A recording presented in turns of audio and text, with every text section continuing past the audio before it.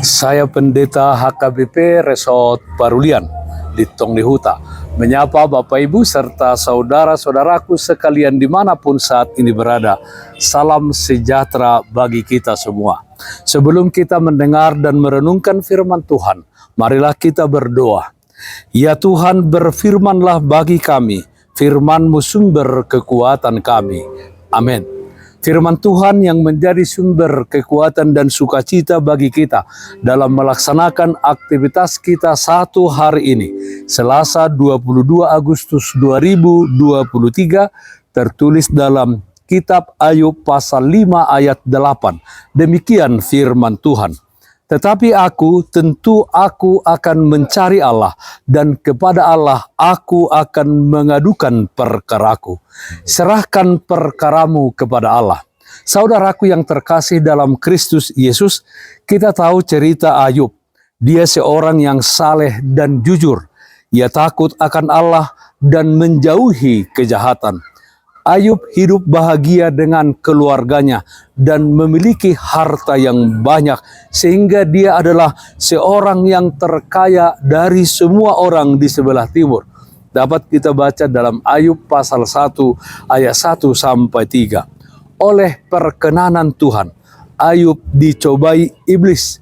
Dalam sekejap anak-anak dan harta bendanya hilang lenyap, dan dia mengalami sakit parah yang busuk dari telapak kakinya sampai ke batu kepalanya. Tidak sampai di situ saja penderitaan Ayub. Istri dan sahabat-sahabatnya bukannya menghibur dia dan memberi semangat hidup. Sebaliknya, mereka mempersalahkan Ayub akan semua kejadian tersebut.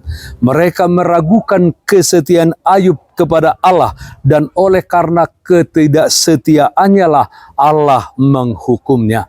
Saudaraku yang terkasih dalam Kristus Yesus, akan semua penderitaannya tersebut, apakah Ayub mempersalahkan Allah? Tidak, saudara-saudaraku.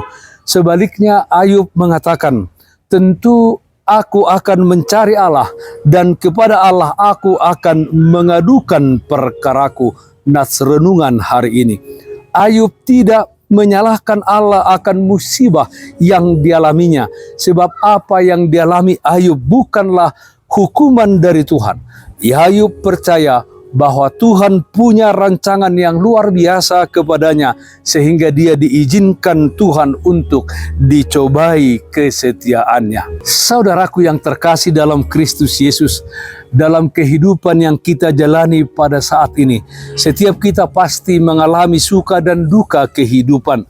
Yang menjadi pertanyaan bagi kita adalah bagaimana kita merespon setiap kejadian yang terjadi di dalam hidup kita ini. Apakah kita meresponnya seperti orang yang tidak mengenal Tuhan dengan hidup tidak berpengharapan? Sebagai orang-orang percaya, mari kita sadari bahwa Tuhan tidak pernah memberikan pencobaan kepada umatnya di luar batas kemampuannya. Oleh karena itu, carilah Allah dan serahkan segala perkaramu kepadanya. Berpengharapanlah kepada Allah dan percayalah bahwa Dia akan memulihkan kita dari penderitaan yang sedang kita alami. Serahkan perkaramu kepada Allah.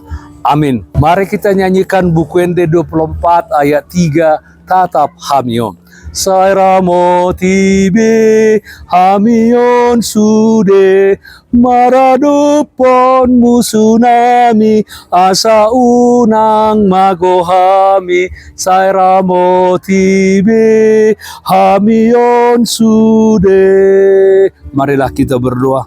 Terpujilah nama Tuhan yang bertahta di surga, karena kasih setia Tuhan senantiasa menyertai dan memelihara kehidupan kami.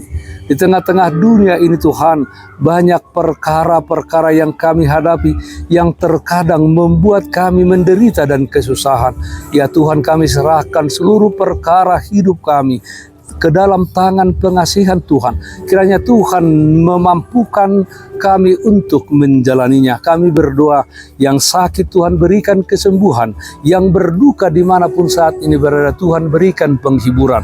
Di dalam satu hari ini kami serahkan kehidupan kami hanya ke dalam tangan pengasihan-Mu. Dalam nama anak-Mu Tuhan Yesus Kristus kami berdoa, terpujilah nama-Mu. Amin.